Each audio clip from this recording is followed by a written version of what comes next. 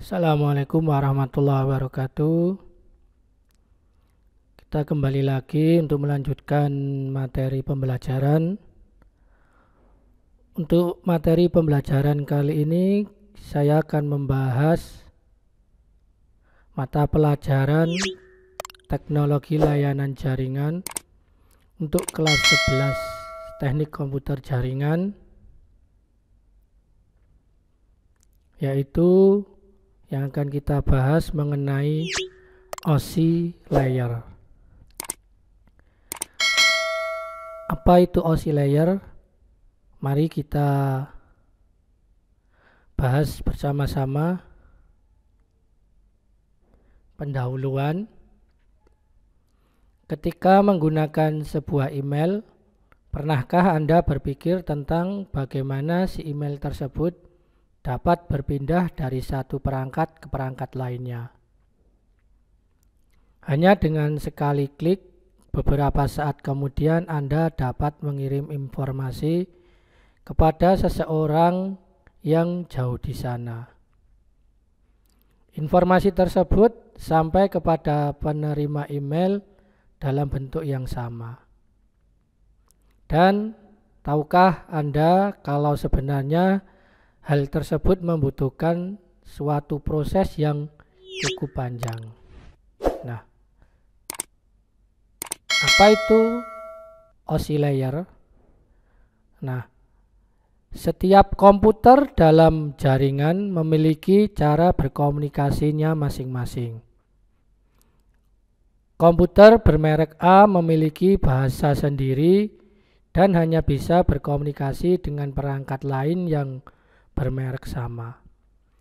Hal tersebut juga terjadi pada sistem jaringan, di mana pertukaran informasi antar jaringan tidak bisa terjalin dengan baik. Sementara tentu saja proses komunikasi dibutuhkan tidak hanya oleh komputer satu dalam sistem jaringan tersebut. Maka dibutuhkan standar khusus untuk memungkinkan komunikasi dapat terjalin secara menyeluruh. Oleh karena itulah, kemudian OSI atau internasional, kemudian standar komunikasi ISO atau International Standard Organization menetapkan suatu standar yang dinamakan dengan OSI layer, yaitu yang berhubungan tentang protokol komunikasi untuk segala jenis sistem jaringan. Jadi di sini adalah OSI layer adalah suatu standar yang telah ditetapkan oleh standar ISO atau International Standard Organization. Dari sini dapat disimpulkan bahwa OSI layer adalah sebuah konsep yang memungkinkan pertukaran informasi terjadi antara berbagai sistem komunikasi komputer dengan menggunakan protokol standar yaitu TCP/IP. Protokol sendiri merupakan format aturan tentang proses pertukaran informasi antar komputer menggunakan TCP atau Transmission Control Protocol dan IP atau Internet Protocol. Sementara IP atau Internet Protocol adalah sistem alamat dalam jaringan internet yang dihubungkan oleh TCP.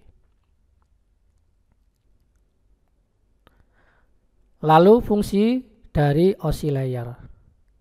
Pengembangan konsep OSI layer sebenarnya ditujukan agar produsen komputer serta pengembang jaringan dan perangkat lunak dapat membuat produk yang bisa saling terhubung tanpa memaksa pengguna melakukan usaha lebih. Dalam perjalanannya, para produsen komputer dan pengembang jaringan internet tidak menerapkan protokol model OSI layer secara baku. Pasalnya, tidak semua proses komunikasi memerlukan prosedur OSI layer karena dapat menggunakan protokol yang lebih sederhana. Namun konsep OSI layer tidak serta-merta ditinggalkan begitu saja. Model prosedur ini masih banyak digunakan, terutama dalam melacak permasalahan yang mengakibatkan gagalnya fungsi jaringan, sehingga kemudian dapat diatasi dan komunikasi berjalan normal kembali. OSI layer bekerja melewati 7 lapisan prosedur yang berurutan. Ketika seseorang tidak bisa mengakses internet dengan laptopnya atau device-nya, berarti ada masalah yang mungkin terjadi pada salah satu lapisan prosedur tersebut. Oleh sebab itu, konsep OSI layer memudahkan proses pencarian titik awal permasalahannya, sehingga memangkas waktu yang diperlukan untuk melacak problem jaringan. Dengan begitu, usaha untuk mengatasi masalah jaringan pun berjalan lebih mudah dan lebih singkat. Nah, mari kita bahas satu persatu tentang 7 OSI layer dan penjelasannya. Standar OSI layer bekerja pada prosedur yang sistematik. Konsep ini membagi alur sistem komunikasi secara runtut ke dalam 7 lapisan abstrak atau layer dengan perencanaan masing-masing. Konsep ini membagi alur sistem komunikasi secara runtut ke dalam 7 lapisan abstrak atau layer dengan peranannya masing-masing setiap layernya. Berikut beberapa penjelasan mengenai 7 lapisan dalam konsep OSI layer. Yang pertama adalah application, yang merupakan lapisan ketujuh dari OSI layer. Pada tahapan ini berhubungan langsung dengan pengguna.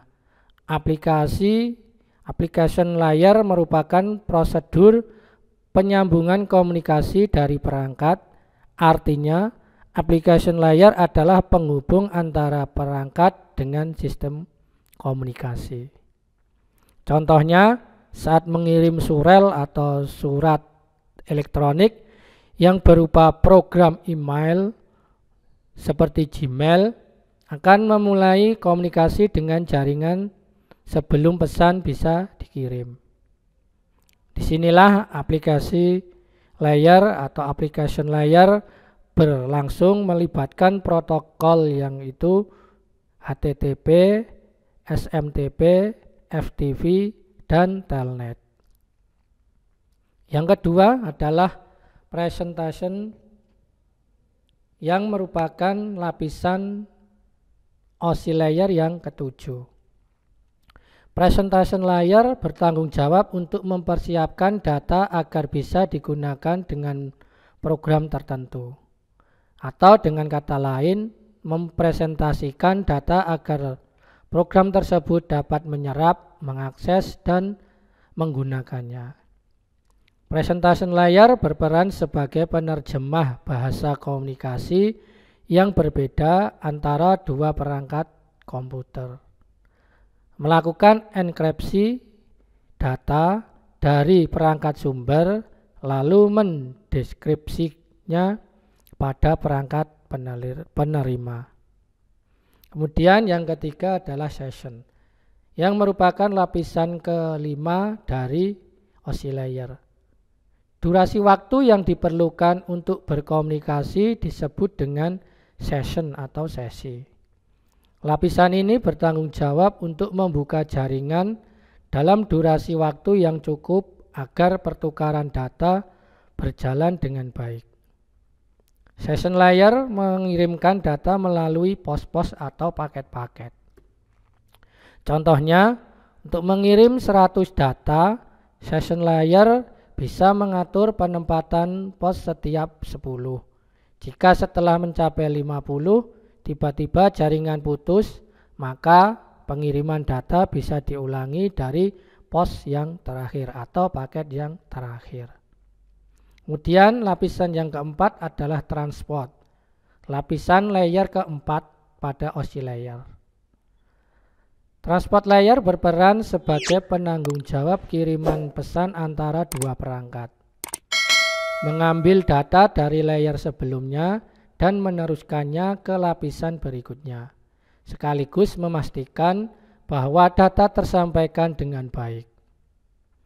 Lapisan ini juga bertanggung jawab mengendalikan alur komunikasi antara dua perangkat yang kecepatan internetnya berbeda agar dapat saling mengoptimalkan. Dan juga memastikan data tersampaikan secara lengkap dan meminta kiriman ulang jika terjadi kegagalan pengiriman data. Kemudian yang kelima adalah network atau lapisan layer ketiga pada OSI layer. Network berarti jaringan. Dalam hal ini, network layer bertugas untuk memberikan jalur sebagai fasilitas bagi proses pertukaran informasi antara dua jaringan berbeda. Network layer tidak diperlukan pada komunikasi perangkat di jaringan yang sama. Network layer mencari jalur komunikasi terbaik antar jaringan routing. Nah, di sini contoh dari network layer itu adalah berupa routing. Lapisan ini menyalurkan data kiriman dari perangkat sumber dengan cara membaginya ke dalam paket-paket kecil, lalu menyusunnya kembali ketika telah sampai pada perangkat penerima. Jadi di sini paket akan dibagi-bagi menjadi sebuah paket yang kecil sehingga akan memudahkan untuk pengiriman data. Dan ketika sampai kepada penerima, paket-paket itu akan disusun secara otomatis oleh network layer. Kemudian yang keenam adalah data link atau lapisan layer keenam. Jika network layer adalah penyalur informasi antar jaringan, data link merupakan pemberi jalur komunikasi di dalam jaringan yang sama. Tugas-tugasnya hampir sama dengan network layer dan transport layer, hanya saja internal dalam satu jaringan. Pada level ini juga terjadi koreksi kesalahan, flow control, pengalamatan hardware atau perangkat keras seperti halnya pada MAC address atau Media Access Control Address, serta menentukan bagaimana perangkat jaringan tersebut terhubung dengan dengan perangkat lain seperti hub, repeater, bridge, dan switch pada layer 2 dapat beroperasi. Untuk spesifikasi IEEE 802 dapat membagi tingkatan menjadi dua level, yaitu lapisan Media Access Control atau MAC dan lapisan Logical Link Control atau LLC. Jadi di data link itu perangkat jaringan yang berperan adalah hub, repeater, bridge, dan lain sebagainya. Kemudian yang terakhir adalah physical layer atau lapisan ketujuh pada OSI layer. Nah, lapisan paling dasar dari ketujuh OSI layer bertanggung jawab mentransmisikan data dalam bentuk bit atau stream. Nah, jadi di sini adalah sudah berupa bit data itu. Physical layer mencakup segala piranti pertukaran informasi yang dimiliki oleh dua perangkat yang melakukannya, termasuk kabel dan tombol-tombol. Bitstream bisa dikatakan sebagai data digital. Bentuknya tak kasat mata dan berukuran melalui alur tertentu yang bisa ditransmisikan melalui media fisik. Contohnya adalah data digital seperti tegangan listrik, frekuensi radio, frekuensi internet, cahaya, dan lain sebagainya. Jadi di sini physical layer itu berupa media transmisi. Nah, itu tadi beberapa lapisan dari OSI layer. Nah, kalau disingkat seperti ini, layer pertama, layer ketujuh yaitu application, fungsinya menunjang aplikasi untuk berkomunikasi melalui jaringan. Contohnya SMTP. Kemudian turun menjadi presentation layer atau layer ke-6, yaitu fungsinya memformat data sehingga dapat dikenali oleh penerima. Contohnya di sini adalah ekstensi dari sebuah file. Contohnya JPG, GIF, HTTPS, SSL, dan TSL. Kemudian turun dari presentation ke session layer yang merupakan layer kelima. Fungsinya membentuk koneksi, kemudian memutuskannya ketika seluruh data telah terkirim. Contohnya NetBIOS, PPTP. Kemudian transport layer yang merupakan layer keempat, fungsinya mengatur control flow atau flow control, acknowledgement atau mengirim ulang data jika diperlukan. Contohnya TCP dan UDP. Kemudian ada network layer, yaitu menambahkan alamat jaringan pada paket. Sini bisa dicontohkan adalah router, layer ketiga switch, kemudian layer kedua yaitu data link. Data link fungsinya menambahkan MAC address pada paket. Contohnya switch. Kemudian yang terakhir pada layer pertama adalah physical layer, yang fungsinya mengirimkan data melalui media transmisi yang berupa contohnya hub, network interface card, kabel, dan lain sebagainya. Nah, itulah tadi beberapa layer dan fungsi dari masing-masing layer dan contohnya. Nah, kemudian bagaimana cara kerja OSI layer?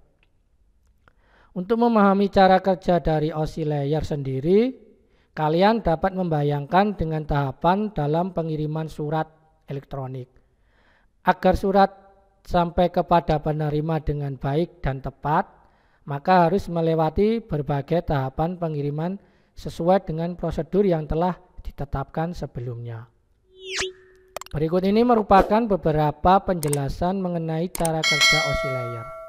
Yang pertama, pada layer application layer akan mengirimkan data yang dikirim pengguna kepada perangkat komputer penerima data. Kemudian yang kedua, pada presentation layer terjadi konversi email menjadi sebuah format jaringan. Kemudian yang ketiga, pada session layer akan membentuk sesi perjalanan data sehingga seluruh proses pengiriman data selesai dilaksanakan. Kemudian langkah berikutnya yang keempat, cara kerjanya di dalam transport layer pengirim melakukan pemecahan data. Kemudian data tersebut dikumpulkan pada transport layer penerima. Kelima, network layer membuatkan seluruh alamat sehingga dapat menuntut dan mengarahkan data hingga sampai pada tujuan yang benar. Selanjutnya, di dalam data link layer akan dilakukan pembentukan data menjadi sebuah bentuk frame serta alamat fisik. Dan pada lapisan utama, tepatnya di physical layer, data akan dikirim melalui medium atau melalui media atau perantara jaringan menuju lapisan transport penerima. Langkah yang terakhir, alur jalannya proses akan berbalik dari physical layer menuju application layer, nantinya akan mengarah pada jaringan komputer penerima. Nah, kalau digambarkan seperti ini, jadi data dari layer ke-7 turun ke layer ke-6 sampai layer ke-5 itu formatnya masih berupa data. Kemudian di layer keempat yaitu transport layer, itu data akan dibagi menjadi sebuah segmen. kemudian akan turun ke network layer yang berubah menjadi sebuah paket data. Kemudian pada data link akan berubah menjadi frame berupa sel, kemudian yang terakhir ke physical layer sudah berupa bit, frame berupa bit. Kemudian dari sini dia akan menuju ke layer penerima. Nah, ini adalah orang yang mengirim, di sini adalah orang yang menerima. Jadi yang menerima mulai dari layer 1 yaitu physical layer naik ke data link, kemudian naik ke network layer, transport layer, session layer, presentation, application. Nah, yang berhubungan dengan user langsung itu adalah application layer. Nah, jadi di sini adalah proses dari perjalanan sebuah data. Jadi pada layer 7, 6, 5 itu masih berupa data. Kemudian yang membedakan nanti di transport, layer transport atau layer keempat yang sudah berupa segmen.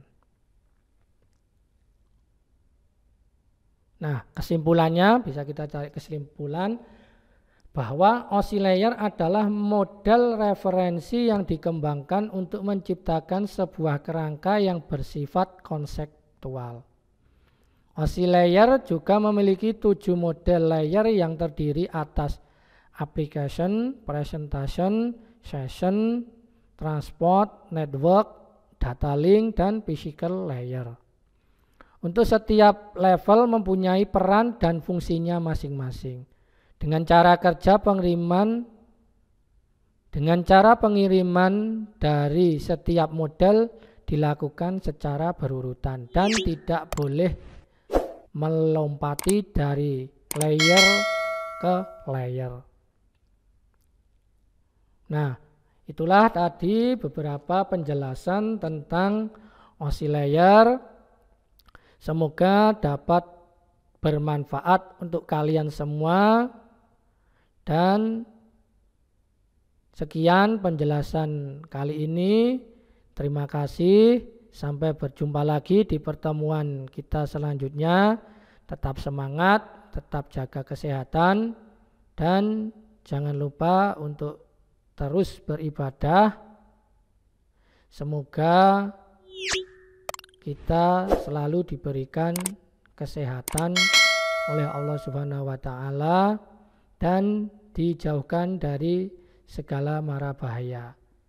Demikian yang dapat saya sampaikan. Apabila ada kekurangan, saya mohon maaf.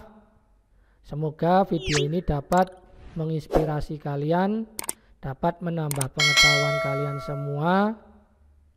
Terima kasih. Jangan lupa apabila video ini bermanfaat bisa kalian share ke teman-teman kalian. Sampai berjumpa lagi di pertemuan kita selanjutnya. Assalamualaikum warahmatullahi wabarakatuh.